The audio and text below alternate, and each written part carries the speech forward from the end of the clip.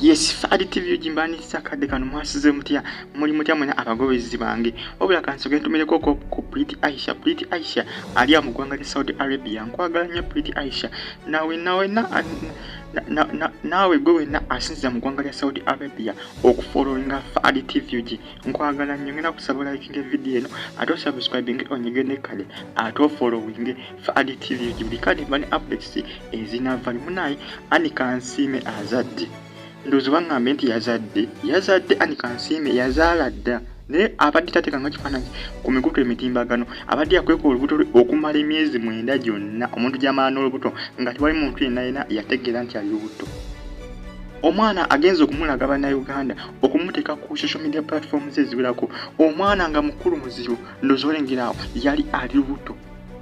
n'ebifaananyi by'olubuto yabyekubisa naye teyabiteeka ku mikutu egya social media yabikweka nesekweka yenna yabikweka okwewala bannayuganda okumwogerangako kale buli bisajjukira wano mu ggwanga lyaffe Uganda oba serebu nopostinga ekifaananyi ng'olubuto ye ebisa ebisinga abamanyi okwogera ebigambo naye nga balinga balimuko olulogologo kale baserebu abasinga ennaku zino batya okulaga embuto zaabwe oluusi nga bali embuto batya era ani Kansiime kwe yasinzira okulabika nga akweka olubuto lwe naye olunaku olwaleero akedde kubiteekako mukutu gwe ogwa Instagram n'omukutu ogwa Facebook ng'ageza kulaga bannayuganda nti munnaye bulijjo abadde tumbu ng'eri kugamba amaze n'azaala kugamba yazaala dda sijja gamba nti amaze n'azaala kuba omwana mukulu omwana abika agenda kuweza mwaka ndowooza omwana w'essaawa zino bannayuganda abasinga badde bakisuubira kubanga ani Kansiime yazadde abasinga beewunyiza nnyo ku mukutu gwe ogwa Facebook n'omukutu gwa Instagram oluvannyuma lw'okuteeka ebifaananyi ng'alaga omwana naye ng'ate omwana mukulu muzibu abasinga beewunyiza mpaka nakakati bakyamunyenyiza mutwe bagamba ani Kansiime yatukoze akabadi. Yes, ani Kansiime ye bw'atyo bwakoze. Bannayuganda abasinga bavudde ne bamutabukira oba engeri yakikozeemu eno abasinga bagambye nti yali alowooza bayinza okuloga omwana we n'afa. Butunira comments ezisinga ku mikutu ku posti ya ani Kansiime ku mukutu gwe gwa Facebook abasinga bannayuganda bakolima ebiseera ebisinga bannayuganda ebiseera ebisinga bagala nnyo okumanya n'ebitabakwatako.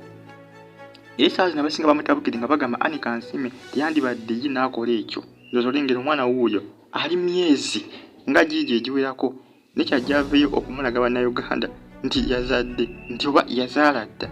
Omwana nga omulengera mu kifaananyi ndowooza olengera awo ebifaananyi yabyekubisa naye teyabiteekayo ku social media kyajja abiteeke n'ebifaananyi yabyekubisa n'abitereka mu gallery ye ey'essimu naye teyabiteekayo ku social media ebiraga nti yali azadde omwana n'ennaku z'omwezi teri amanyi nnaku z'omwezi zeyazaala mwana n'olubuto lwe tewaliwo yalimanya nti alina olubuto kati nga wolengera ekifaananyi ekyo agasigasa ebifaananyi byonna byekubisanga n'abiteeka mu gallery n'abiteeka ku mukutu ogwa Facebook ne Instagram ng'agezako okulaga nti byemu ku bifaananyi kwegamba yekubisa ebifaananyi ng'ali lubuto ne bwe yali ng'azadde n'omwana we ng'amulengerawo ng'amusitudde nga mukulu muzibu. Bannayuganda basinga beewunyiza mpaka nakakati bakyewuunya nnyo ani Kansiime engeri yakozeemu ekintu kino olw'okuba kweka olubuto babadde tebakisuubira ne bafollowers be bonna bamwewunyiza nnyo bakyamutendera bakyamunyeeza mutwe ng'embuzi etendera enkuba bakyewuunya beewuunya ani Kansiime akabadi ke yabakoze. Ebiseera ebisinga abaserebu abasinga bagala nnyo okulaga embuto zaabwe abamu n'eri abamu nga bo bakuwa bannayuganda nga baagala babalage ng'oluusi amaze n'okuzaala ng'omwana akuze n'okula ng'atambula. Ebiseera ebisinga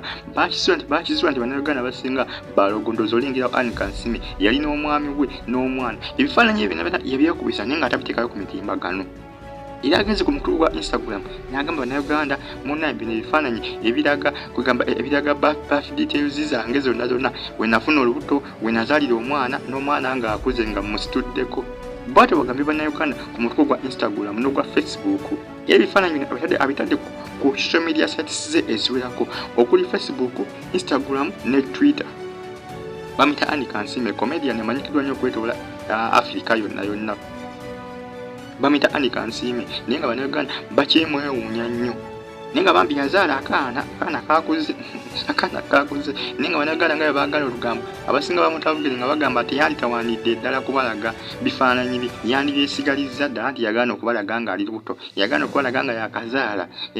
ekyazi nate abibalaga basinga ate babitaddemu entondo bamutabukidde butabukizi bafollowers be bonna basinga bamugidde enjala nga bamutabukidde olw'ensonga ye bakweka olubuto okuva mu ntandikwa mu subscribing bagita Fadi TV. Pete Aisha nkutumiddeko nawe najjo sisiza okuba nga onfollowinga mweraba.